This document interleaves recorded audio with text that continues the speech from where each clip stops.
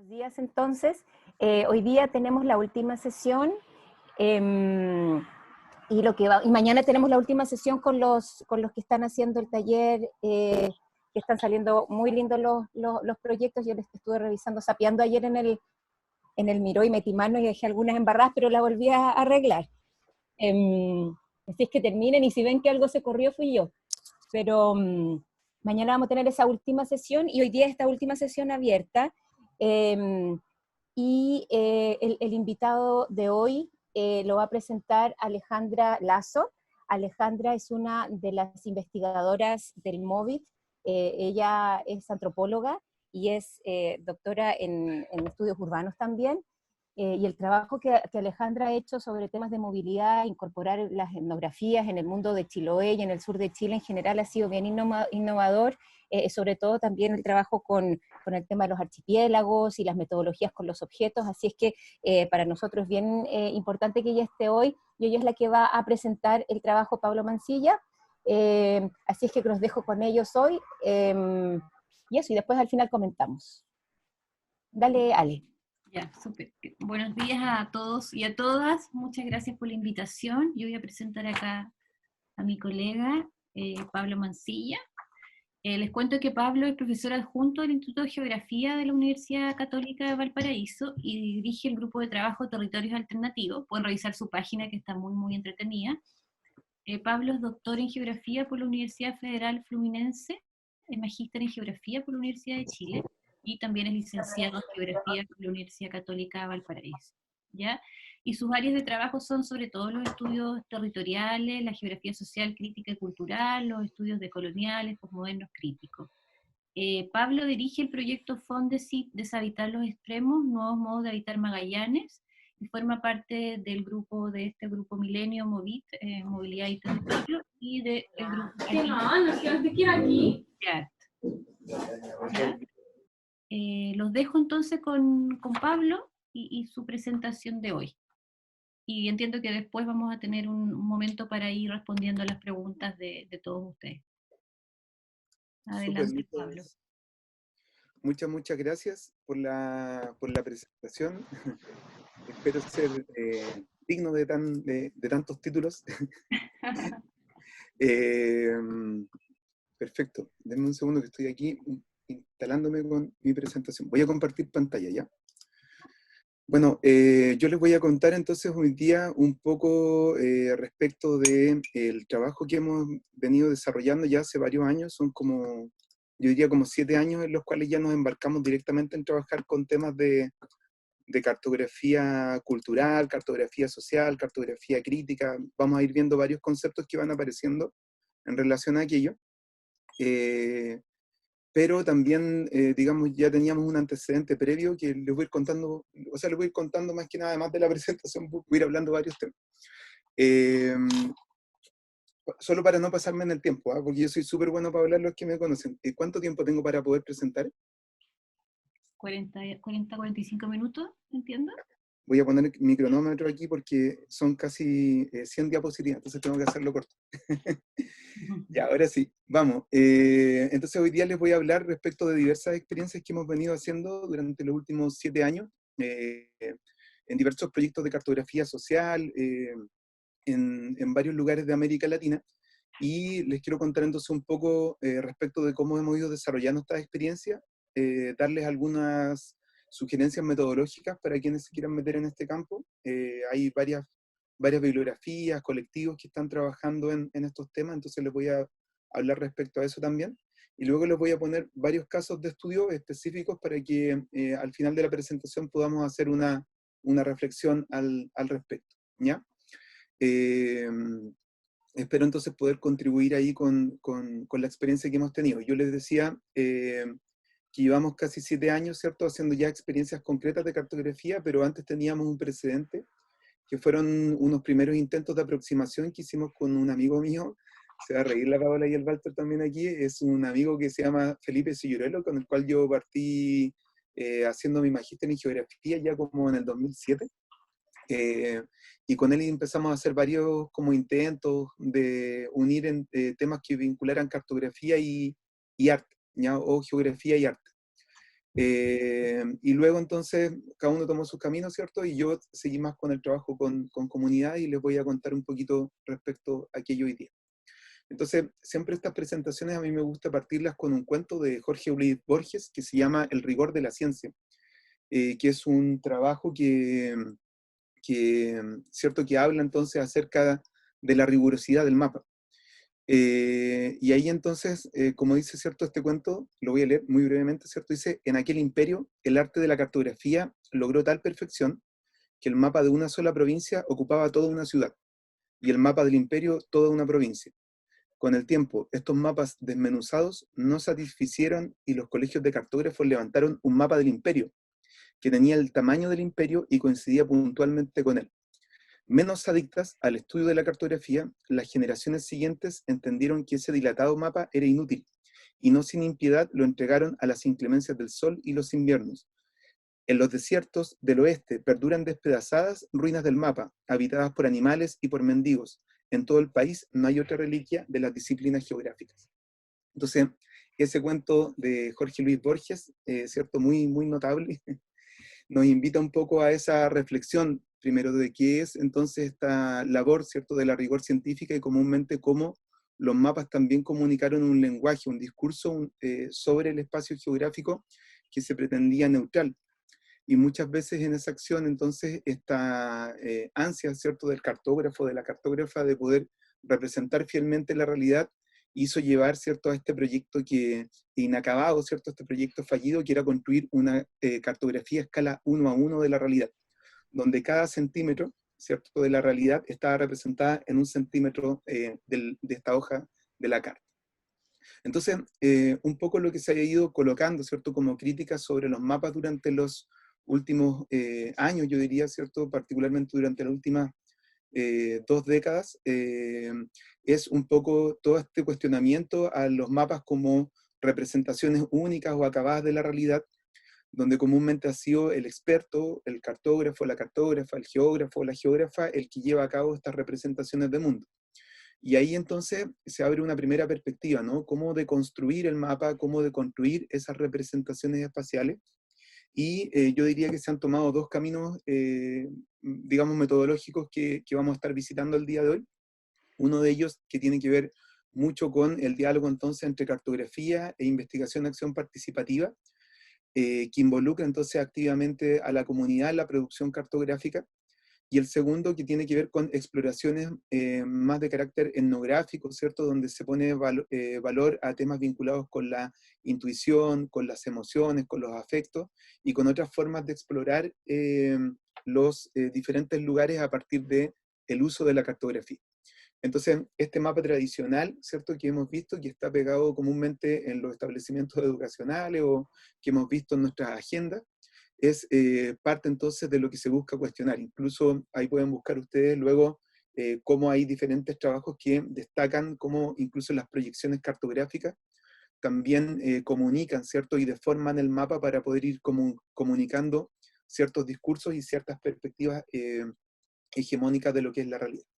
Entonces, hay un libro buenísimo que les recomiendo para aquello, que se llama La nueva naturaleza de los mapas, de Brian Harley, que es uno de los, digamos, principales referentes de este campo. Particularmente él trabaja desde la historia, ¿cierto? Y desde la historia de la cartografía, y va narrando entonces cómo los mapas comúnmente han operado en esta lógica, ¿cierto? Como discursos de poder.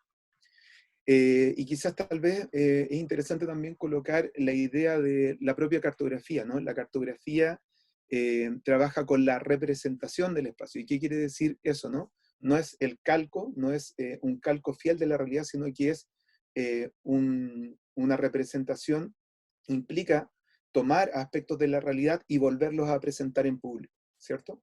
Lo interesante de esa acción, entonces, de volver a presentar en público, significa que siempre detrás de la cartografía hay un autor, ¿cierto? Y en ese sentido, esa comprensión del autor que construye un discurso, un relato a través de estas imágenes, resulta necesario para poder entender, primero, cómo se construyen representaciones de mundo por parte de ciertos sujetos e instituciones, y por otra parte también cómo podemos entonces nosotros resituarnos al interior de la cartografía como autores, ¿cierto? Y no simplemente como técnicos o neutrales, que buscan, ¿cierto?, trabajar con esta idea del rigor científico. Entonces, ¿en qué lugar del mapa, ¿cierto? Una primera pregunta en la cartografía social sería ¿en qué lugar del mapa estamos nosotros situados, ¿cierto?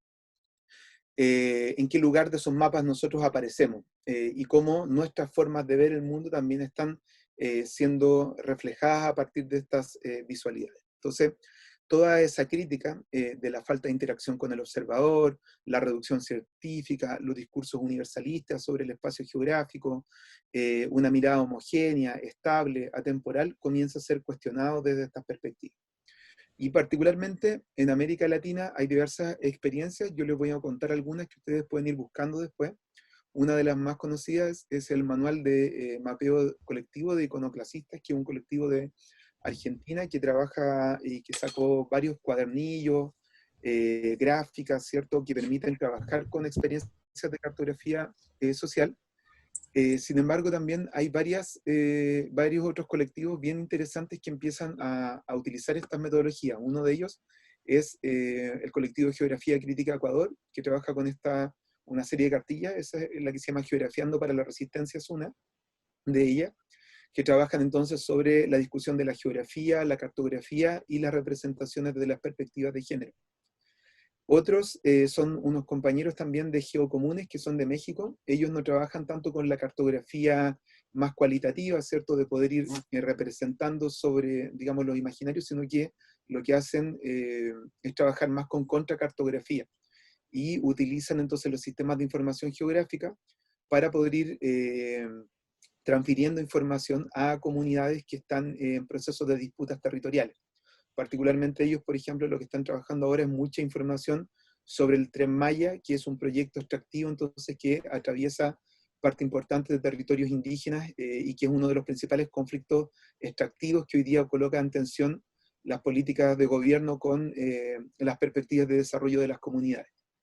Y otro colectivo también con el que hemos podido tener mucho contacto y trabajo en conjunto es con la gente de Mapping Back, que estuvimos junto a ellos en el año 2018 en Canadá. Ya es un colectivo que reúne entonces diversas experiencias de cartografía indígena, principalmente en Norteamérica. Había gente de Canadá, de Estados Unidos, también algunas personas de Centroamérica, y nosotros también mostrando un poquito nuestro trabajo, con el fin entonces de ver precisamente parte de estos conflictos territoriales que desembocan también en el uso de estas cartografías, no solamente están presentes en América Latina, sino que hoy día tienen una emergencia muy potente en Canadá y en Estados Unidos a partir de la prácticas cartográficas que han impulsado colectivos académicos también con diferentes First Nations, ¿cierto?, como le dicen en Canadá. Entonces les invito, ¿cierto?, a buscar estas experiencias, son súper interesantes, están todas por internet disponibles, las buscan y las van a ir encontrando. Y recientemente también sacamos un libro, o sea, no sacamos un libro, lo sacó un colega que se llama Bjorn Sleto y Joe Bryan, con Alfredo Wagner y Charles Hale, que resume entonces varias de estas experiencias. El libro se llama Radical Cartographies, Cartografías Radicales, ¿cierto? Participatory Map Making from Latin America, ¿ya? Y hay un montón de experiencias que se están desarrollando a nivel latinoamericano, desde pueblos originarios principalmente, ¿cierto?, en Canadá, Ecuador, Venezuela, Chile, entre otros, ¿cierto?, que vamos trabajando con este tipo de metodología. Y por último, antes ya de meterme de lleno en la presentación, les quiero también dejar mi publicidad, entrar a la página territorioalternativos.cl, donde nosotros estamos trabajando también y ponemos a disposición ahí algunos de los recursos que hemos ido utilizando durante el último tiempo, que son una sección que se llama Cartografías Radicales, y donde nosotros hacemos una división aquí de diferentes tipos de metodología, ¿ya? Tal vez podemos ir conversando eso, los voy a enunciar nomás ahora y podemos volver sobre eso, porque también es algo que estoy más o menos como es una de las reflexiones que surgen de toda esta experiencia. Yo les decía, ¿no? Existen como dos ámbitos, que son primero como dos grandes paraguas metodológicos, uno que es de la investigación-acción y el otro que proviene más desde la etnografía y el arte, pero también yo veo que en la producción misma de cartografía social, hoy día hay como 4 ámbitos que son muy potentes, que uno podría más o menos clasificar las experiencias. uno que tiene que ver con contracartografía, ¿ya? Que implica entonces principalmente el uso de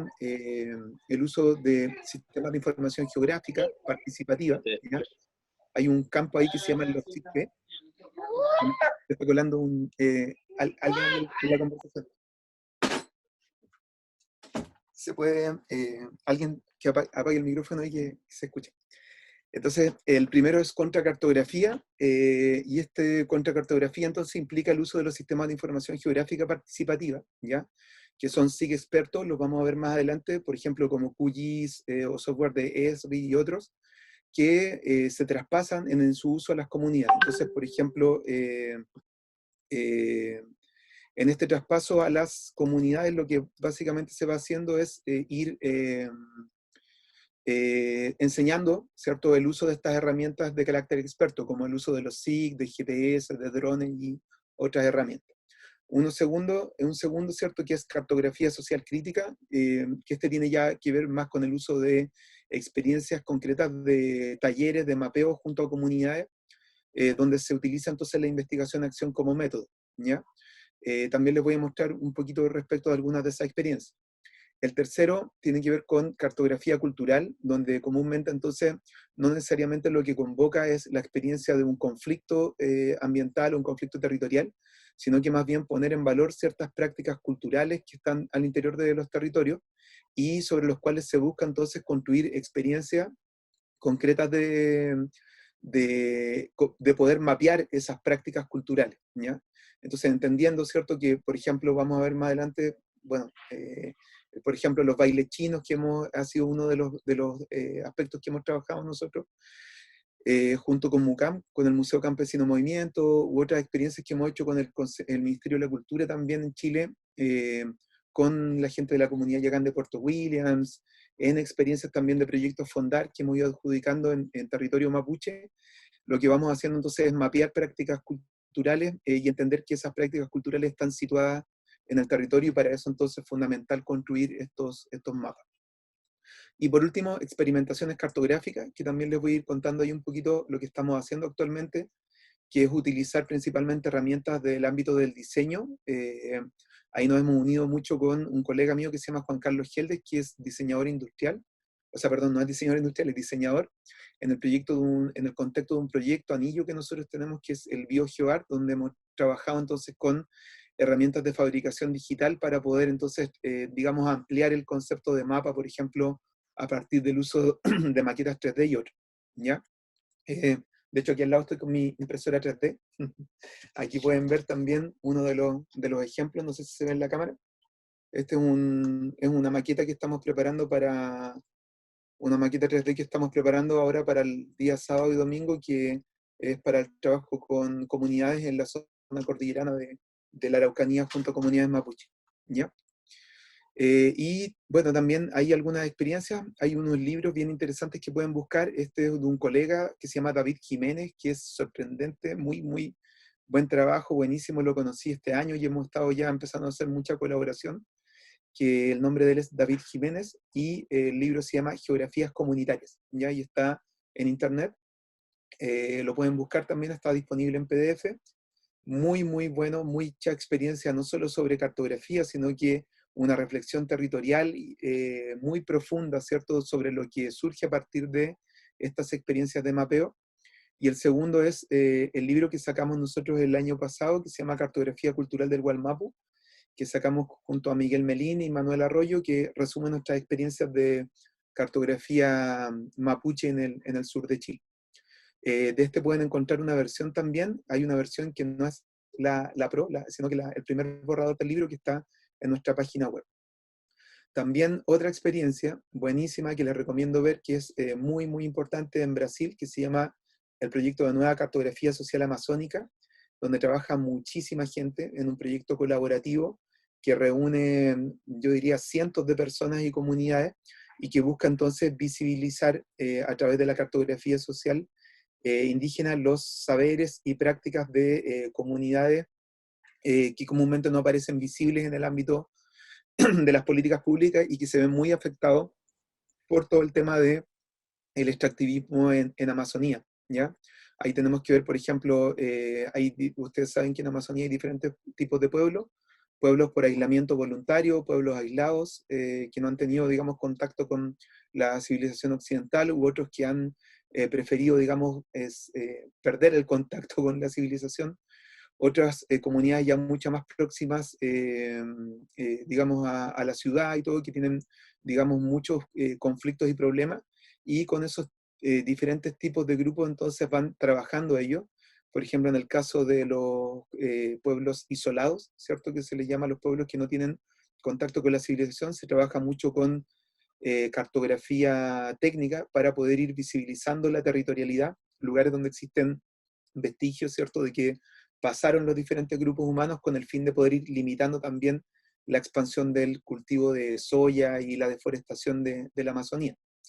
Entonces, buenísimo ahí también para que ustedes puedan conocer un poquito más de eso. Bueno, lo otro ya lo hablé. Ya, y este también es un libro compilatorio buenísimo que también está en PDF en internet, ya, es este que tengo aquí en mis manos, si lo pueden ver. Lo hizo el colectivo Orangotango, que son unos amigos también de Alemania, donde está nuestro amigo Severin Herler, que esperamos que pueda estar aquí en Chile el próximo año. Y es un libro buenísimo, ya a todo color, que reúne entonces un montón de experiencias de cartografía crítica a nivel global, buenísimo ahí para poder inspirarse y para conocer otras cosas, ¿ya? Entonces me voy a ir con la primera parte de la presentación. Vamos a partir entonces hablando un poquito de investigación, acción participativa, ¿ya? Entonces, digamos, la cartografía social no viene a inventar la pólvora, sino que se une ya a una experiencia muy profunda de metodología, ¿cierto?, que existe en América Latina, que es la experiencia de la investigación, acción participativa. Yo no sé si en los otros cursos han podido hablar un poquito de esto, tal vez podemos hablar muy brevemente. Uno de los principales referentes de esto es el maestro Orlando Falsborda, ya que es un profesor de Colombia, que corresponde entonces a toda una vertiente del pensamiento crítico latinoamericano, que lo que hacen entonces es de construir las metodologías tradicionales y buscar entonces principalmente construir ciencia para la acción y para la emancipación comunitaria, ¿ya? Yo diría que si hay algo que reúne, digamos, todas estas experiencias de cartografía crítica y cartografía social que yo estaba colocando, es precisamente porque entendemos de que la cartografía hoy día emerge como una herramienta emancipadora, ¿ya? Y que acompaña los procesos de contestación político-territorial. ¿Qué quiere decir, cierto? Que todos quienes trabajamos en este ámbito tenemos entonces un compromiso político fuerte con temas de conflictos territoriales, trabajamos, ¿cierto?, con investigación. Algunos le dicen militante, a mí no me gustan mucho los militares, así que no le digo militante, pero sí tenemos un trabajo de base territorial, y que lo que buscamos, más que mapear simplemente saberes, prácticas y conocimientos, es precisamente mapear con conciencia, ¿cierto?, y aportar entonces a esos procesos de disputa. Y ahí entonces lo que hacemos siempre es poner a disposición nuestros conocimientos técnicos y estos saberes de las herramientas de investigación-acción para poder acompañar esos procesos. Entonces, ¿qué es lo que hace la investigación-acción? Descentra esta mirada vertical, ¿cierto?, de la investigación tradicional, donde comúnmente fue el experto GIS o el experto geógrafa, cartógrafa, ¿cierto?, la que desarrolló los mapas, y lo que hace entonces es proponer un diálogo horizontal, donde todos, ¿cierto?, y todas somos investigadores dentro de un proceso, ¿cierto? Y eso implica, por ejemplo, diversas cosas. Implica primero descentrar la imagen del investigador tradicional. En esto, por ejemplo, yo, si bien soy experto en la materia, lo que hago entonces es poner a disposición estos conocimientos, y trabajamos en conjunto con la comunidad. Comúnmente entonces las preguntas de investigación son construidas de forma colectiva, ¿cierto? Hay unas preguntas de investigación que son construidas de forma colectiva, hay unos objetivos, hay una metodología, una secuencia metodológica que construimos en el colectivo. El proceso investigativo de recolección de datos se hace de forma colectiva, y luego entonces la sistematización y la negociación de esos conocimientos también se va a hacer de manera colectiva, ¿ya? Esto me parece que es súper importante, porque descentra entonces esa mirada del ego propio científico, y abre una serie de cuestionamientos también, digamos, sobre cómo se produce ciencia, ¿no? tal vez algo que prevalece mucho en la ciencia tradicional, incluso que son algunos de los cuestionamientos que nosotros nos hemos puesto, es finalmente de quién son los mapas, de quién son los libros, de quién, en manos de quién tienen que estar esos saberes. Y ahí, entonces hoy día, por ejemplo, ese es uno de los ámbitos en los cuales estamos tratando de trabajar mucho, ¿cierto? Es reconocer que esos saberes que estamos recogiendo no son precisamente nuestros, sino que están puestos, ¿cierto?, en un colectivo, y para eso, por ejemplo, es importante cuestionar la cuestión de la autoría dentro de la investigación científica. Entonces, les invito a leer a Orlando Falsborda, creo que les va a detonar la cabeza, ¿ya? Es buenísimo, muy inspirador, y entonces busca construir precisamente conocimiento para la transformación social. Y ahí Orlando Falsborda tiene entonces, y habla precisamente que en los años 60, 70 ya existe, por ejemplo, en Colombia y en otros lugares, donde el Estado experiencias comunitarias, donde las propias comunidades construyen sus cartografías para poder dar cuenta de sus demandas territoriales. Les voy a contar, ya, hay algunas diapos que se me pasaron, esa no la voy a contar, pero hemos trabajado, ¿cierto?, en muchos lugares de América Latina, y les voy a contar entonces primero de unas experiencias, cómo trabajamos, ¿cierto? Estas son algunas de las herramientas que usamos nosotros. Utilizamos mucho material análogo, ¿ya? ¿A qué me refiero con análogo? Es como el mapa en blanco, el mapa ploteado, ¿cierto? Tradicional, masking tape, etiquetas para poder pegar sobre el mapa, ocupamos tijeras, papel lustre, ¿cierto? Todo el set de análogo que nos gusta mucho, pero también hoy día estamos incorporando muchos lo que son geotecnologías dentro del proceso. Entonces, trabajamos, por ejemplo, con drones. Después les voy a contar un poquito también para qué ocupamos los drones. Trabajamos con software de sistemas de información geográfica para poder ir mejorando gráficamente también los mapas y comunicando algunas cosas que requieren muchas veces más especificidad dentro del mapa. Hay muchas herramientas, ya para quienes no son expertos, que permiten trabajar con esto, por ejemplo, Google Earth, Engine y también Google Earth en términos de online, que es su nueva versión, están facilitando mucho la vida para poder hacer mapas para quienes no son expertos. Y también algunas herramientas que me parecen súper interesantes, por ejemplo, a pesar de que es un software de pago, ya no deberíamos estar hablando de esto, pero hay una versión de Esri que se llama History Maps, ya que es bien interesante porque hoy un giro tal vez que están dando los GIS también, los sistemas de información geográfica, es pasar a este ámbito cualitativo, y precisamente la pregunta está en cómo narrar, cómo contar historias a partir de los mapas, ¿ya? Y ahí, por ejemplo, el Esri History Maps es una herramienta súper potente para poder ir narrando historias, ¿cierto? En secuencias que permitan ir uniendo mapas, fotografías, videos, audios, una serie de elementos para poder representar entonces las diferentes historias. Y aquí entonces voy a partir con una primera experiencia de mapeo que hicimos empezamos en el año 2014. Es una experiencia que no hemos concluido, que es entonces trabajando con dos organizaciones indígenas en Venezuela. Una de ellas es Huaín Jiraguá y la otra es Acey Luz.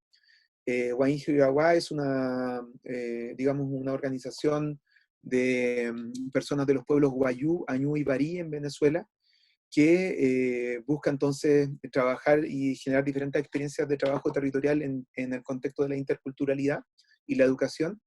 Y Acey Luz es una agrupación de estudiantes indígenas, bueno, ya casi todos deben estar graduados, me imagino, pero que desembocó en la construcción de dos proyectos comunitarios, la UAIN y el CEIN, que es la Universidad Autónoma Indígena y el Centro de Educación Indígena, que promueven entonces experiencias de educación comunitaria para la formación desde el conocimiento propio de estos pueblos.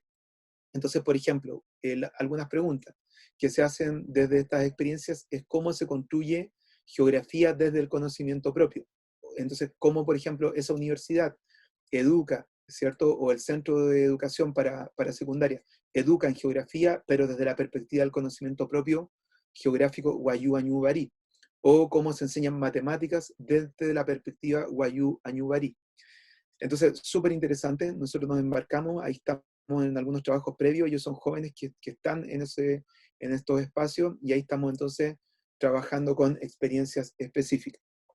Ganamos un proyecto en el año 2014, un premio internacional que se llama el mi inglés no es muy bueno, así que se lo voy a decir en traducción al español, ¿cierto? El proyecto se llama Cartografías Radicales, mapeando la reexistencia y la presencia territorial para descolonizar los territorios de los pueblos Wayuu, Añu y Barí, y ganamos este proyecto que nos permitió realizar unas experiencias de trabajo que es un proyecto que se le da a investigadores activistas y a colectivos. Y ahí están, digamos, las organizaciones con las que nosotros trabajamos. Entonces trabajamos en diferentes experiencias, primero aquí formando, antes de irnos a terreno, ¿cierto?, a trabajar, formando a los jóvenes, discutiendo los aspectos que trazan, digamos, los extractivismos, los conocimientos geográficos propios, ¿cierto? Aquí, por ejemplo, estos fueron algunos borradores de mapas que hicimos en los talleres. Esto que está aquí es, por ejemplo, trabajar primero con el lenguaje propio, ¿no? Cómo se nombra el territorio en Wayuu Naiki, ¿cierto?, que es Go Mine. Les voy a hablar un poquito respecto de eso después. Cómo se trabaja en las orientaciones del mapa, ¿cierto? Siempre hay, la gente tiene una forma de nombrar su orientación propia. Cómo se trabaja la simbología, los aspectos territoriales que definen todos estos aspectos. Luego, en el año 2016, con muchas dificultades, hicimos un trabajo de campo, justamente en la frontera entre Colombia y Venezuela. Digo porque ya estaba muy compleja la situación en Venezuela, muy difícil hacer investigación, especial en la zona de frontera porque estaba muy militarizada. Tienen que recordar ahí que fueron como tiempos de mucha tensión en Venezuela en el contexto, digamos, de las intervenciones que se intentaron hacer desde los gobiernos de América Latina, incluido Chile, ¿cierto? Ahí que estuvo por esos lados. Lo que hicimos fue entonces irnos a La Guajira. Lamentablemente no me puse aquí una imagen, pero es un territorio de muy difícil acceso, ¿cierto? Es un lugar desértico en el cual entonces las comunidades viven. Esa línea que aparece ahí representada, la voy a poner con el puntero, es la línea de frontera, ¿ya? Esto es la frontera Colombia y Venezuela que se atraviesa, ¿cierto?, a pie, cotidianamente, y lo que se están marcando son los recorridos y principalmente todas las relaciones que se construyen con el agua, ¿cierto?, que es el principal articulador en toda esta zona respecto de las prácticas cotidianas, ¿no? Porque es una región desértica y el agua es el principal articulador de todo esto. Y ahí entonces algunas cosas que emergen, ¿no? Y que para mí es lo más importante precisamente cuando hacemos cartografía social, cuando nos involucramos con el uso de esta herramienta, es un poco también no solo qué es lo que pasa dentro del mapa, sino qué es lo que queda afuera del mapa, ¿ya? Esto es como bien interesante. Cuando hace un tiempo también escuché en una clase de un curso de cine documental que tuve, nos hablaban, ¿cierto?, de lo que está dentro del campo y lo que está fuera del campo, ¿ya? Entonces, lo que está dentro del lente y lo que está fuera del lente. En este caso creo que ocurre lo mismo, qué es lo que pasa dentro del mapa, pero también fuera del mapa. Y fuera del mapa, ¿cierto?, van ocurriendo conversaciones, van ocurriendo experiencias de trabajo de campo, experiencias de compartir, de hacer, ¿cierto?, que van ocurriendo en ese proceso y que van enriqueciendo muchísimo, digamos, la experiencia cartográfica y nuestra experiencia de vida, como personas también, digamos, sentipensantes dentro de ese proceso, ¿cierto?, como lo diría Orlando Falsborda. Nunca volvemos después de una de estas experiencias de trabajo de campo siendo los mismos, sino que traemos, ¿cierto?, historias, traemos experiencias que están incorporadas, que nos van cambiando profundamente. Y entonces yo les quisiera señalar, por ejemplo, una de las primeras cosas que a mí me marcó mucho en mi propia experiencia como geógrafo y mi forma de ver también, digamos, la realidad es que desde la perspectiva Wayuu, el territorio no se llama la Guajira venezolana, no se llama la Guajira colombiana, sino que se llama Go Mine, ¿cierto? Y Go Mine significa, ¿cierto?, el lugar desde el cual emergen los Wayuu, el corazón desde el cual brotan los Wayuu. Y esto es bien interesante, ¿cierto?, porque en uno de los cuadernos de trabajo de campo, que es lo que aparece aquí en el costado derecho, que llevaba uno de los jóvenes, de la Universidad Autónoma Indígena, él dibujó este esquema que aparece ahí. Y esto es entonces la Guajira, ¿cierto?, o Go Mine, que es una península, ¿cierto?, una península. Y lo interesante entonces es que en su relato él nos cuenta esto. Primero, Esa rosa de los vientos es la que aparece aquí. Este es un diseño, es una especie de rombo que está presente en la vestimenta wayuu y que también ocupan los jóvenes cuando hacen un baile particular, lo ocupan como un cintillo en la parte superior de la cabeza. Y eso entonces es la orientación geográfica, ¿cierto? 4 puntos en los cuales se estructura entonces el territorio, ¿cierto? Cada uno de ellos, uno que tiene que ver con los caminos, el otro que tiene que ver con los cerros, es decir, diferentes orientaciones geográficas que se van construyendo en torno a eso. Y lo segundo es que en su centro aparece entonces el lugar o el corazón, ¿cierto? Que es Epira, ¿cierto? Que es el punto del medio. Perdón, me equivoqué, es el ombligo de la Tierra. Entonces, para los wayuu, ¿cierto? Y lo que él nos contaba en esa historia es que desde la perspectiva wayuu, el mundo no está constituido de objetos, sino que el mundo está constituido de sujetos. ¿Qué quiere decir eso? ¿Cierto? Que cuando un wayuu construye una casa, o cuando construye un chinchorro, una hamaca, lo hace pensando no como si estuviera construyendo un objeto que va a utilizar para algo, sino que lo hace como si estuviera construyendo un sujeto, ¿cierto? Ese sujeto objeto, ¿cierto? Ese actor no humano que emerge en esa práctica del hacer, entonces tiene una carne, tiene una emoción, tiene un afecto, ¿cierto? Tiene un aliento que la persona le está transfiriendo, ¿cierto? A aquel objeto con el cual está creando vida.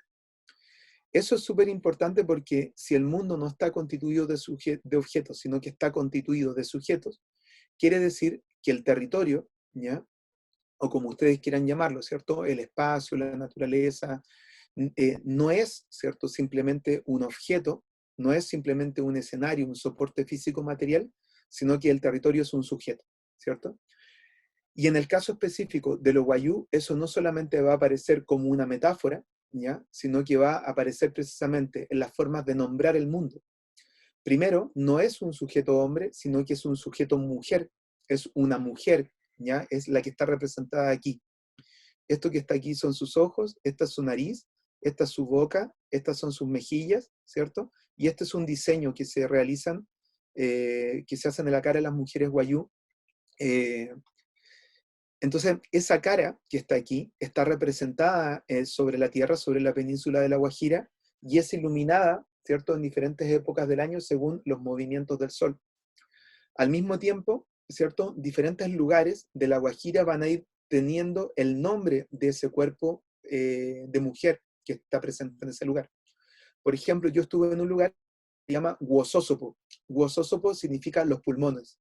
Y es un gran cerro, ¿ya? Es un gran cerro que si ustedes lo miran a distancia, tiene precisamente forma de unos pulmones de una persona sana, no de un fumador, ¿ya? Tiene un color medio rosado, ¿sí? Y en ese lugar, entonces se dice que están los pulmones de Ma, ¿cierto? Que es esta gran mujer, esta gran madre tierra. Esto entonces me parece que es interesante, entonces tratar, ¿cierto? Cuando empezamos a narrar y a cartografiar el territorio, porque quiere decir entonces que cuando estamos mapeando y estamos buscando entonces situarnos también dentro de la cartografía como narradores, es necesario entonces también ir construyendo esas representaciones espaciales a partir de estas otras ciertas formas sentipensantes de ver el mundo. Aquí entonces estamos trabajando en esos espacios, ¿cierto? Estamos narrando. Comúnmente lo que hacemos siempre es poner a las personas mayores a los costados del mapa de la experiencia, generar también una atmósfera al momento de realizar el mapeo, y siempre tiene que haber un joven, un niño, un joven, ¿cierto? Que sea quien traza el mapa. ¿Por qué? Porque entendemos también que en ese momento, cuando estamos haciendo el taller, se genera entonces también un espacio de transmisión intergeneracional en el cual los saberes de los mayores están siendo transferidos a los niños, ¿cierto? Porque en última medida, esos conocimientos que están siendo plasmados en el mapa van a tener que ser pasados de generación en generación y van a ser ese niño que aparece ahí, por ejemplo, quien va a tener que empoderarse de ese mapa y trabajar con él en el futuro. Entonces, también es un espacio pedagógico de intercambio de saberes también al interior de la comunidad. Hay un escrito, ¿cierto?, que hicimos con mi amigo José Quintero y con Andrés Moreira también, a partir de una sistematización de de alguna de esas experiencias. Este es un trabajo que también estuve escribiendo cuando estuve en Portugal hace unos 2 años atrás junto con a Boaventura de Sousa Santos, haciendo una estancia de investigación, y básicamente una de las cosas que hacemos es precisamente entonces trabajar con esos conocimientos territoriales que yo les decía, entonces con esas otras epistemologías del territorio que se construyen desde formas de ver diferentes. Y lo que hacemos, me interesaba también mostrar este esquema precisamente es porque cuando mapeamos, ¿cierto? Cuando mapeamos, estamos principalmente entonces viendo las formas de territorializar comunitarias que se construyen desde la experiencia de las comunidades. Y básicamente lo que hacemos entonces es mapear 4 ámbitos. De hecho hay uno que falta, que después les voy a decir cuál. Entonces, ¿cuáles son las 4 cosas que mapeamos? Mapeamos conocimiento, ¿cierto? Entonces las formas de entender. Mapeamos los significados territoriales, que van a aparecer principalmente a partir de los nombres, de las toponimias de los lugares. Vamos a mapear las formas, los imaginarios geográficos, las formas de ver, y vamos a mapear los haceres, ¿cierto? Y las prácticas espaciales. Yo les decía, falta uno, ¿cierto? Falta el más importante, que era precisamente el que estábamos nombrando anteriormente, que deviene un poco de estas experiencias y que hemos podido ir realizando en otros talleres posteriores, que es entonces mapear las relaciones también que se constituyen entre cuerpo y territorio. De hecho, a partir de esas experiencias Wayuu, desarrollamos una metodología que aplicamos en Brasil y que aplicamos también en Colombia, que son corpocartografías, que unen entonces estas relaciones entre cuerpo y espacio, que después, si quieren, les puedo contar un poquito más respecto a eso. ¿Y cómo trabajamos? ¿No? También trabajamos con un concepto que estamos realizando que se llaman las geonarrativas, que es algo que hemos estado explorando junto a José Quintero, que provienen un poco del campo de las oralituras. José Quintero es, bueno, un amigo, un maestro del pueblo añú, con el cual yo ya he desarrollado todos estos proyectos. Entonces, estas oralituras, estas formas de oralidad que se construyen desde los saberes comunitarios, ¿cierto?, en los territorios, nosotros los tratamos de ver desde la perspectiva de las geonarrativas, es decir, cuál es la dimensión geográfica de esas oralituras comunitarias que se están colocando en esos espacios, y a partir entonces de la cosmovisión indígena, trabajamos con los haceres comunitarios, las experiencias, las formas de sentir y pensar, los encorporamientos, los afectos, en un diálogo profundo, ¿cierto?, de conocimiento que se construyen entre actores humanos y no humanos en los actos de territorializar. Y lo que nos va a interesar principalmente ahí es indagar sobre la memoria colectiva y los discursos de la memoria, ¿cierto?, que se construyen desde la geonarrativa. ¿Cuál es el objetivo entonces principal de eso? Entonces es trabajar con las formas de transmisión y fertilización de esa existencia territorial y la construcción, ¿cierto?, de formas de cohumanidad, ¿cierto? También ocupamos ahí un concepto que es medio engañoso, ¿cierto?, para poder entonces cuestionar las formas universales de producción de conocimiento para poder pasar, ¿cierto?, en lo que dice Arturo Escobar y otros autores, ¿cierto?, como formas de construcción del pluriverso. Entonces buscamos mapear, pero para dar cuenta de esas otras formas de ver, ¿cierto?, el mundo, y desde las cuales se puedan construir también diálogos de co-construcción de esas otras realidades. Hay un libro buenísimo también que pueden encontrar, que acaba de salir, que publicó mi amigo José Quintero, que está en nuestra página web, que se llama Hacer Comunidad, Experiencias Territoriales desde la Cuenca del Lago Maracaibo. Buenísimo, donde él habla en profundidad de todos estos aspectos. Es un libro, él es lingüista, no es geógrafo, pero es un libro de geografía maravillosa que se construye desde los haceres comunitarios. Otras cosas también que hacemos es entender que los territorios no solamente tienen una expresión que es espacial, sino que tienen una dimensión temporal, y para eso también trabajamos mucho con lo que son las metodologías de calendarios comunitarios. Esta es la noción de tiempo que se construye desde la perspectiva Wayuu. Son las diferentes estaciones del año en el calendario de las estaciones, de las lluvias, y ahí entonces también aparece Juyá, ¿cierto?, que es el clima. Tiene una personificación, una antropomorfización humana en la perspectiva Wayuu, que es Juyá, que es el hombre, ¿cierto?, que entra en contacto con la tierra, que es esta mujer, ¿cierto?, que está, digamos, encontrándose. Y ahí entonces Juyá adquiere diferentes personificaciones durante el año, que son las que aparecen en ese lugar. Bueno, voy a seguir porque tengo poquito tiempo, tengo 20 minutos todavía. Voy a pasar entonces al segundo trabajo. Yo después de que terminé de trabajar, o sea, no que terminé de trabajar, sino que luego yo les explico un poquito, ¿no?, mi trayectoria. Yo estaba trabajando, estudiando en Brasil, mi doctorado, vine a Chile algunas veces, hicimos un evento muy grande y muy significativo que se llama el Seminario de Integración de América Latina desde abajo, donde nos reunimos con comunidades de toda América Latina que están en proyectos autogestionarios, digamos político autogestionarios de demanda de autonomías territoriales, y ahí conocí muchísima gente, y luego entonces empecé a trabajar en una red articulada a nivel latinoamericano. Yo volví a Brasil, y de Brasil me fui a Venezuela, estuve viviendo ya como 2 o 3 meses donde trabajamos junto a estas organizaciones, y luego me vine a Chile, me vengo a Chile entonces, y en Chile me empiezo a trabajar con una organización mapuche que se llama la Alianza Territorial Mapuche, o Kulov Mapuchagún, que es una organización con la que ya llevamos casi 8 años trabajando en conjunto, que reúne diversas comunidades también de base al interior del territorio mapuche que están en procesos, en diferentes procesos, algunos de reclamación de tierra, otros de luchas contra el extractivismo energético, minero, forestal, otros en, digamos, en reforzamiento de sus prácticas territoriales y culturales, y hemos tenido, digamos, una serie de experiencias y trabajo bien interesantes que son las que sistematizamos en el libro que les comentaba anteriormente.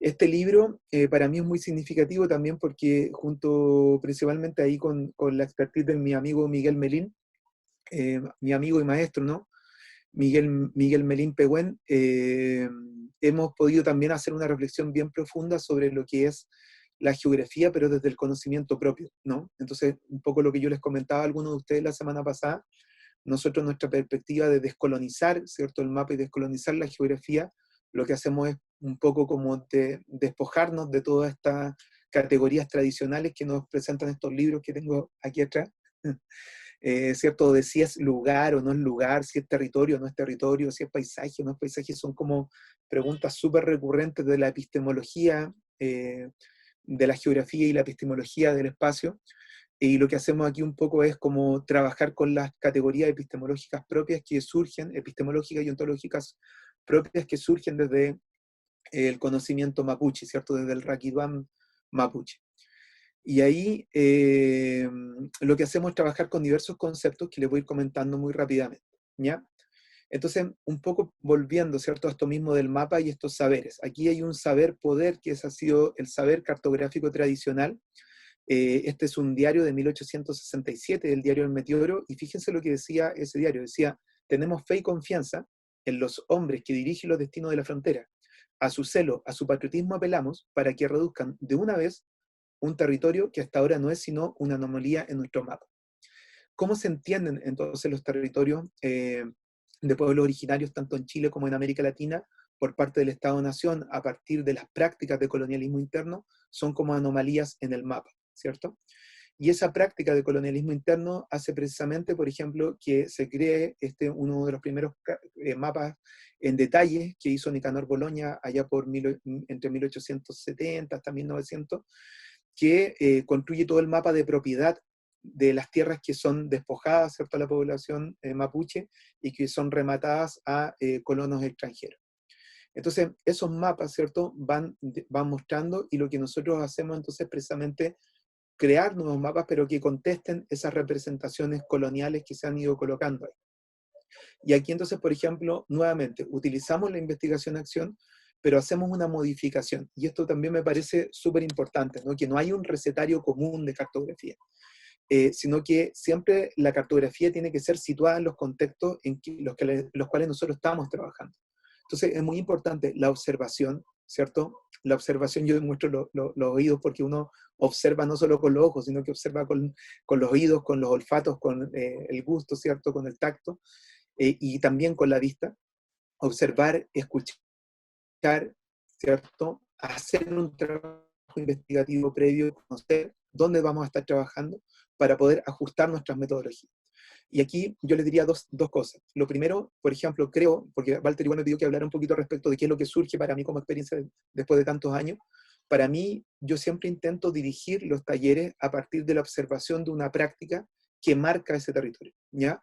Siempre hay una práctica o hay un objeto, hay un hacer, hay algo, ¿cierto? Hay algo en ese esquema que yo les comentaba anteriormente, que es lo que marca el territorio, es como lo que le da su impronta, ¿no? Es un articulador, que es un eje que estructura todas las formas de hacer que existen en ese lugar.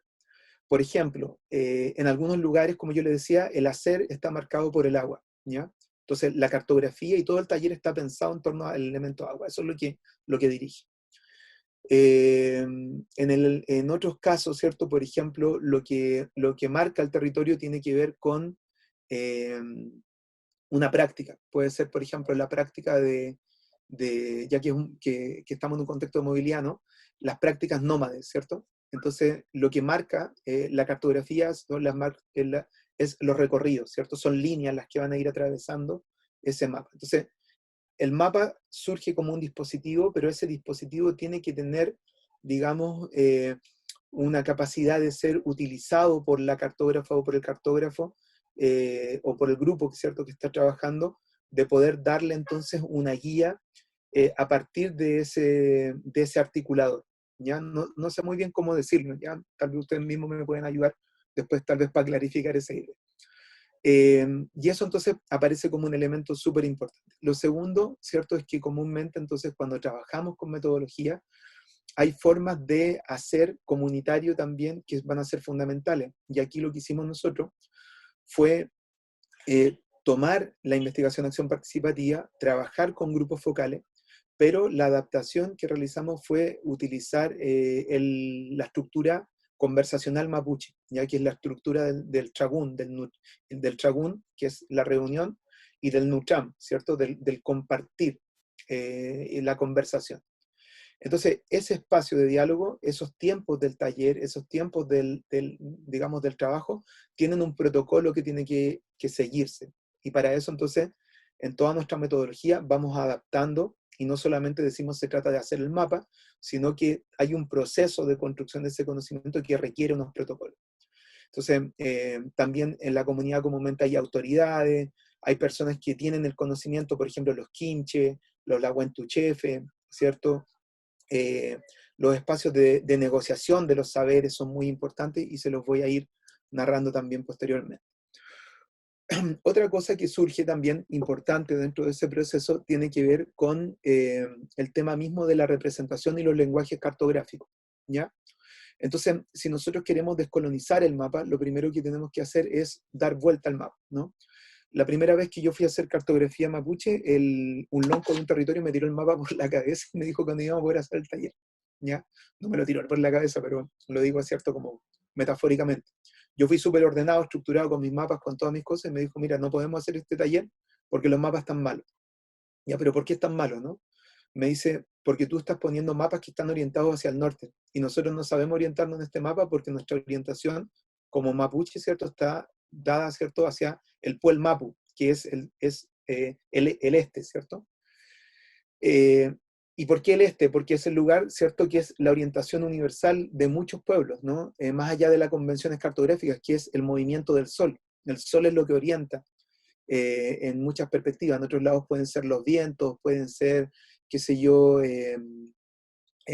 diferentes aspectos que van a ir marcando esa orientación. Entonces, lo primero que hicimos fue dar vuelta a todos los mapas y colocarlos, ¿cierto?, en perspectiva mapuche. Y obligar con esto al otro, al observador, a que dé vuelta a su cabeza, ¿cierto?, que la incline, y que entonces ocupe el desafío entonces de ver el territorio desde otra perspectiva, como se ve desde la perspectiva de la cosmovisión mapuche.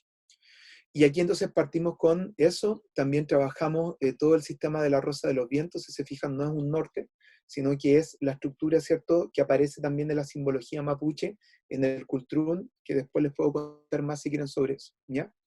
Y vamos rescatando las divisiones territoriales ancestrales, en este caso, ¿cierto?, toda la extensión territorial del Gualmapu, que es también, igual que Goumain, ¿cierto?, en el caso de Guayú, aquí existe Gualmapu, que es el territorio ancestral mapuche, con sus dos divisiones, primero Puel Mapu, que hoy día se extiende parte de Argentina, Gulumapu, donde hoy día se extiende parte de Chile, y diferentes identidades territoriales. Esto es las reducciones territoriales mapuche, lo que implica el colonialismo interno, ¿cierto? Un mapa desmembrado, fragmentación territorial, y que da paso, ¿cierto?, a parte importante de los conflictos territoriales que hoy día existen en este territorio.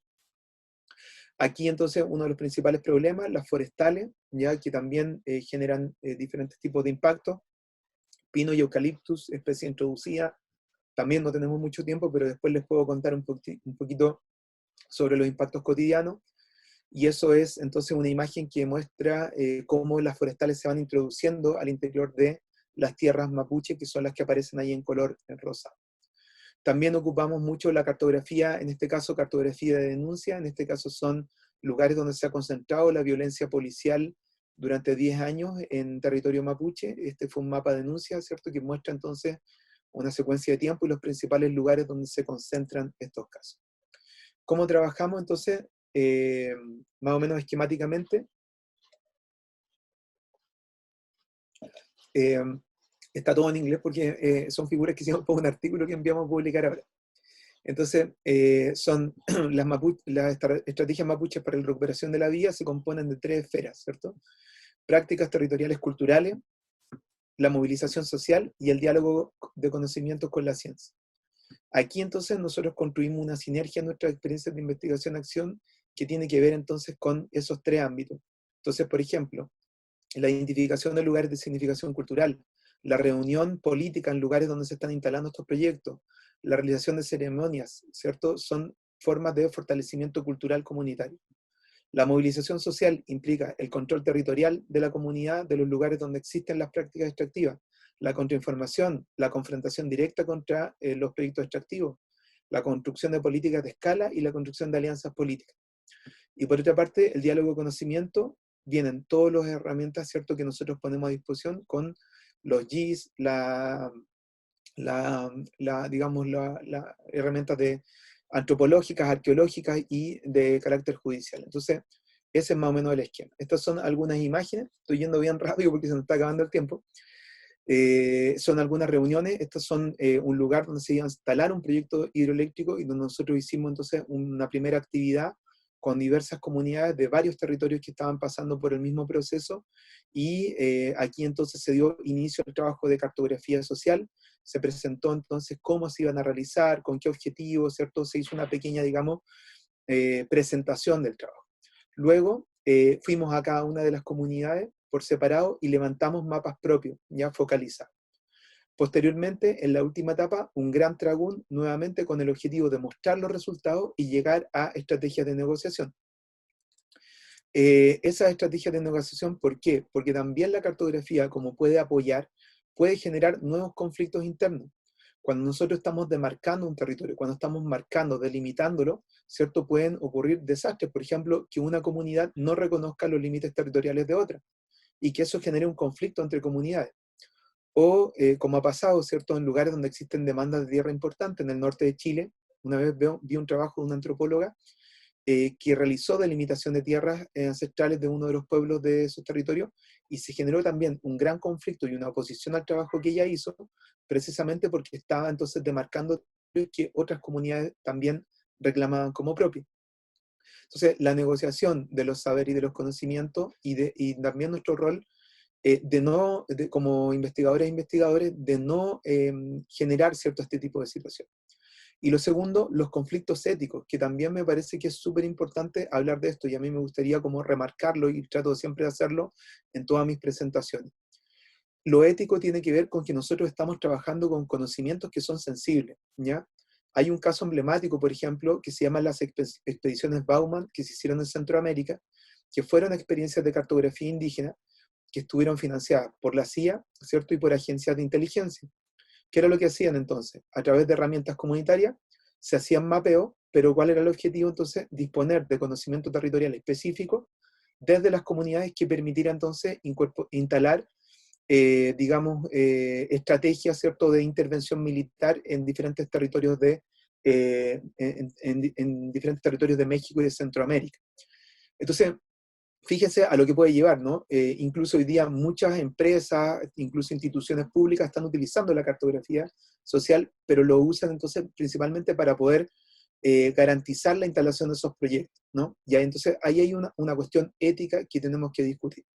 Lo segundo, que siempre en un taller, ¿ya? Siempre en un proceso de investigación de acción participativa, tiene que haber una jornada final de devolución comunitaria, donde nosotros devolvemos los mapas a la comunidad, y segundo, donde negociamos qué va a ser expuesto en público y qué va a quedar privado para la comunidad, ¿ya? Nosotros, por ejemplo, en el caso, un caso que no voy a hablar ahora, pero trabajamos con cartografía Yagán hace algún tiempo atrás, y por ejemplo ahí la comunidad explícitamente pidió, por ejemplo, que algunas rutas de navegación o lugares donde se hacían prácticas, por ejemplo, como el arrastradero de canoas, que era pasar canoas de un fiordo a otro, a empresas de turismo, a instituciones de cultura, entre otras, ¿ya? Entonces, ahí, por ejemplo, la cuestión ética es súper importante y nosotros tenemos que tener en consideración esos aspectos, ¿ya? Podemos hablar un poquito más de eso después. Bueno, eso también, cómo aparecen las representaciones, ¿no? Desde los mapuches, el territorio no solamente como un objeto físico tangible, sino que es todo lo que está ahí.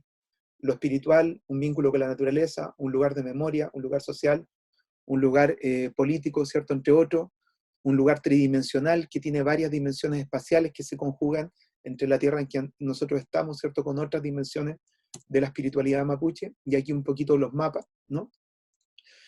A veces los mapas quedan más feos, otras veces quedan más bonitos, ¿ya? Aquí entonces nuevamente los niños, los jóvenes trazando el mapa, los adultos, ¿cierto? Tratando con el diálogo, y estos son algunos resultados. Estos son los mapas de los LOF ancestrales, la unidad mínima de desagregación territorial mapuche. Les puedo contar un poquito más después, voy a dejarlo como incógnita, les dejo a ustedes como pregunta, ¿cómo los dibujamos? A ver si son pillos y logran descolonizar su imagen de territorio. ¿Cómo dibujamos estos mapas? ¿Por qué están tan bien trazados esos LOF, esas unidades territoriales? Y al mismo tiempo, les voy a dejar un concepto que se llama el tragumen, ¿ya? Que es el concepto de frontera en el mundo mapuche. Se lo voy a cobrar, ¿ya? En las preguntas al final del taller. Ya, vamos para adelante. Se me anduvo pegando el power. Ahí está.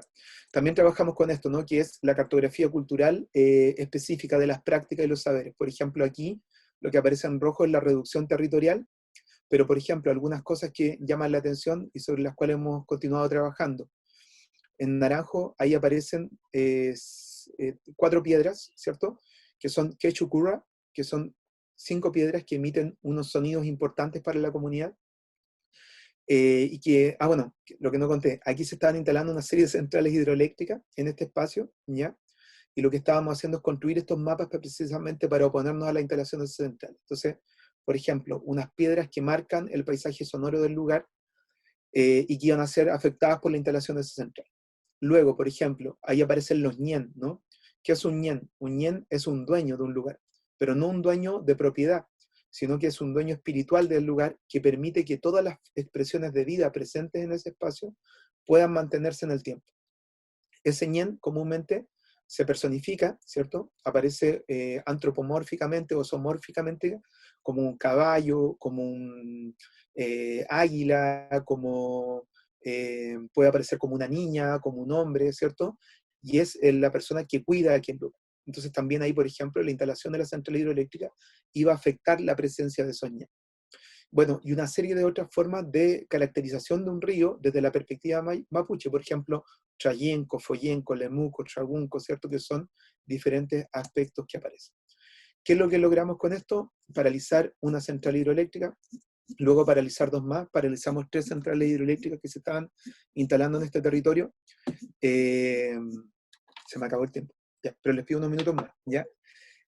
Paralizamos 3 centrales hidroeléctricas en este territorio, logramos entonces, junto con la comunidad, junto con un equipo profesionales, parar estos proyectos y recibimos entonces el año pasado, a nombre de Alberto Curamil, que es un dirigente mapuche de este territorio, un premio que se llama el Premio Goldman Prize, que es un premio Nobel medioambiental, que se entrega a escala global para luchadores socioambientales que tienen muestras, modelo, digamos, de experiencias de protección de la vida. Entonces, eso, después les puedo contar un poquito más y pueden averiguar ahí por internet. Entonces, lo que les quiero contar súper rápidamente, ¿no? Es un poco un salto también que hemos tenido, tal vez es un poco extraño lo que voy a presentar, aquí como que toma otra bifurcación la presentación que voy a hacer, pero que tiene que ver con un proyecto que nosotros tenemos que se llama BioGeoArt, que lo pueden visitar también por nuestra página web, que es un proyecto entonces que busca trabajar entonces precisamente con estos aspectos y donde hemos ido desarrollando algunas experiencias también de cartografía ampliada, ¿ya? Digo cartografía ampliada porque ocupamos entonces ahora otros tipos de dispositivos, por ejemplo, drones. No puedo mostrarles esto ahora porque tengo poquito tiempo, pero está en la página web, lo pueden buscar. Entonces vamos trabajando mucho mezclando el mapa con el audiovisual, ¿ya? Y ahí entonces lo que estamos usando son herramientas también de geonarrativas más tradicionales que unen los GIS con el uso del audiovisual, ¿ya? Entonces trabajamos con los drones, mezclándolo con mapas, estamos haciendo unas experimentaciones en torno a eso. Y aquí también trabajamos entonces con diferentes herramientas de la investigación-acción y con un campo que se llaman las geografías creativas y las que hace diálogo principalmente con la etnografía y las artes. ¿Cómo trabajamos entonces? También con comunidades locales, principalmente en temas de conflictos socioambientales, promoviendo entonces a través de experiencias de mapeo, diferentes de mapeo, ¿cierto? Y mediadas también con las artes para poder trabajar con estos aspectos. Esta es un poco una vista, ¿no? Es una de las imágenes que creo que nos caracteriza, que es precisamente como ver otras formas de ver la naturaleza, ¿ya? Esta es una imagen que tomamos, ¿cierto? De un bosque. Entonces la idea es como jugar un poco con la idea del ojo tradicional de cómo observamos un bosque y cómo podríamos mapearlo desde otras perspectivas. Y ahí entonces vamos encontrando también otros mapas que aparecen como mapas propios de la naturaleza, ¿cierto? Que aparecen también en esas expresiones de vida. Por ejemplo, ahí en esa roca ustedes ven un microespacio, ¿no? Que también surge como un propio mapa de cómo se van componiendo estos lugares y que uno podría ir descomponiendo, ¿no? Hay una historia, una geografía que está trazada detrás de los líquenes, detrás de los árboles, detrás de los estratos del suelo, que puede ir siendo contada también como un mapa, ¿cierto? Pero no en la forma tradicional de una cartografía que puede ir siendo leída. Entonces, ¿cómo vamos trabajando? Trabajamos también con nuestros colegas de la Escuela de Diseño, donde hemos ido desarrollando varias experimentaciones basadas en el mapeo. Este es el Aconcagua Fab Lab, que es un taller de fabricación digital móvil, con el cual vamos a los territorios y hacemos trabajo con comunidades. Y aquí entonces una de las primeras que estamos haciendo estamos levantando un proyecto que se llama los biogeogramas, que son maquetas táctiles que buscan entonces a través de la impresión 3D construir objetos, ya estos mismos que les estaba mostrando aquí son construir objetos junto con la comunidad, a partir de la cual entonces también se utilizan como dispositivos de narrar el territorio. La idea es que las personas puedan tocar el territorio, ¿cierto? Puedan ir viéndolo, puedan ir sintiéndolo, pero al mismo tiempo cuando vamos caminando por los lugares con las personas puedan llevar esta maqueta para poder ir generando abstracciones de estos lugares. La idea entonces es que cuando uno camina con la maqueta y cuando se va diseñando el objeto también junto con la comunidad, las personas van activando otros tipos de memorias que no necesariamente aparecerían con el mapa tradicional o con una entrevista tradicional. Estos son otros formatos, esto ya es más grande, es un formato de maqueta gigante que hicimos. Voy a pasar otra publicidad, nos ganamos un premio ahora, de ESRI también por esto. Ahí estamos con Juan Carlos Geldi y con dos ayudantes que son las que trabajan conmigo y que desarrollamos entonces este prototipo. Y este prototipo entonces lo que estamos haciendo también es le llamamos biogeograma, es la maqueta 3D, pero en los costados estamos instalando también un sistema de pantallas y de sensores al interior de la maqueta que van disparando diferentes cápsulas de video que fuimos levantando en estos lugares. Entonces estamos armando esta instalación que es trabajar con las maquetas amplias. Esta es otra experiencia, ¿ya? Estas son también mapas que hicimos para trabajar con personas no videntes en la zona del Ircay. Entonces lo que hicimos fue a través del bosque, y lo que hicimos fue entonces trabajar con herramientas de fabricación digital, creando ese mapa que aparece, esa línea es un sendero, y alrededor entonces aparecen los tipos de vegetación en esos lugares. Las personas no videntes iban caminando por el bosque e iban registrando sus percepciones auditivas, sus paisajes sonoros que iban recogiendo en ese trayecto. Estos son también otros experimentos similares que lo hicimos con personas videntes, pero se hacen estas máscaras que son, entonces, que van bloqueando la vista, que únicamente permiten ver por una rendija para no caerse, y amplifican el espectro sonoro, y las personas van con la maqueta caminando, ¿cierto? Semejando como que no tuvieran, ¿cómo se llama? Audición, ¿cierto? Y van entonces construyendo el mapa, pero el mapa sonoro del lugar. Ya, estoy yendo súper rápido, no tengo mucho tiempo. Esta otra experiencia colectiva es otro caso también que hicimos. Aquí estamos en Ciudad Abierta, en Ritoque, en las dunas de Ritoque, aquí en la región. Nos reunimos con como 30 personas, entre esos artistas y gente de otros ámbitos de la biología, la geografía y todo, y trabajamos con una metodología que se llama la deriva geográfica que ocupan los situacionistas. La deriva geográfica, bueno, les puedo contar más después de eso, pero son perderse, ¿no? Y lo que hicimos fue perdernos en una duna, en grupos, trabajando, ¿cierto?, con el registro entonces auditivo. Y trabajamos entonces con una metodología de paisajes sonoros también, que fue ir registrando diferentes sonidos. Cada grupo tenía que buscar sonidos y luego en el taller volver, ¿cierto?, en el postproceso, construir estas caracolas gigantes que están ahí, que llevan unos subwoofers metidos por dentro y que proyectan los sonidos. La idea es que cada grupo tenía que contar, ¿cierto?, al final del recorrido, qué era lo que había visto, ¿cierto?, a partir de la reproducción de esos sonidos en la duna. Y luego entonces lo que hicimos fue armar esta cartografía gigante, que está acá. Si se fijan en el suelo, con masking tape está toda la estructura de la duna. Aparecen los ríos, aparecen las dunas, aparece la línea férrea, ¿cierto? Y en la parte superior pusimos esta grilla donde fuimos colgando los audífonos, o sea, fuimos colgando las caracolas, los parlantes, y fuimos emitiendo los sonidos de los participantes. Entonces generamos una especie como de maqueta tridimensional en tamaño real, ocupando el espacio de la sala, con el fin entonces de crear, ¿cierto?, esa atmósfera sonora en aquel lugar. A partir de eso, entonces, lo que hicimos fue una segunda parte de ir negociando o de ir conversando respecto de todas estas experiencias y que surgía, ¿cierto?, a partir de la reflexión de perderse en una duna, ir utilizando estos soportes de mapa. Ah, no, ahí me fui para otro lado, ya. Yo creo que con eso, tengo varias diapositivas más, pero quisiera más bien dejarlo hasta ahí. En el mismo contexto, en el año pasado, en el contexto de la revuelta social, también con este grupo, con este equipo de trabajo, nos impulsamos a levantar junto con los estudiantes y el grupo de trabajo, en el contexto de la revuelta social, una instalación también, porque digamos, en el discurso de la calle estaba presente todo el rato la cuestión territorial, ¿ya? Entonces la idea era cómo trabajar con un dispositivo que permitiera utilizar estas perspectivas. Y ahí lo que hicimos fue trabajar con este grupo de estudiantes que se autodenominaron el piquete geográfico, ¿ya? Nos reunimos con los geógrafos, geógrafas, la escuela de diseño, nosotros, ¿cierto? Y armamos esta maqueta gigante que tenía como 5 metros de largo, y lo que hicimos con este grupo de estudiantes fue hacer esta maqueta gigante, ¿cierto?, que iba rotando por todos los cerros de Valparaíso como un gran mensaje, una gran maqueta, sobre la cual las personas iban colocando 3 tipos de mensajes. Esa maqueta la llamamos espacios de esperanza, y lo que hacíamos entonces es que este es el resultado final. En rojo aparecían las problemáticas de la gente, las cosas que los impulsaban a ellos a salir a la calle, ¿cierto?, en contexto de la revuelta social. En azul, los aspectos que vinculaban al arraigo, las cosas que los hacían permanecer en estos territorios, cómo ellos veían sus lugares de vida.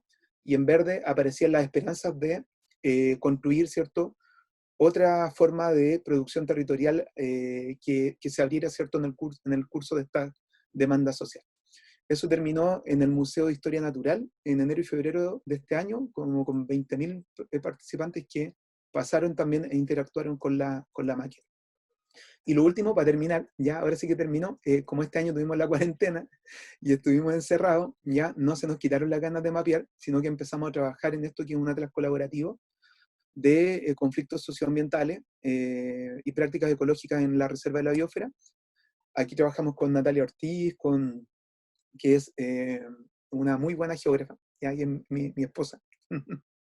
Y junto con el equipo BioGeoArt, elaborando entonces este trabajo que es un mapa colaborativo online, también que les puedo contar un poquito respecto a eso, que permite entonces que las personas vayan colocando sus conflictos y también las alternativas que se van generando para poder ir construyendo alternativas frente a los conflictos socioambientales. El mapa ahí fue un éxito, tuvo más de 200 participantes que aparecen entonces ahí, por ejemplo, estos son los conflictos que aparecen hoy día en la región, y estos son las prácticas de recuperación de bienes comunes y prácticas autogestionarias.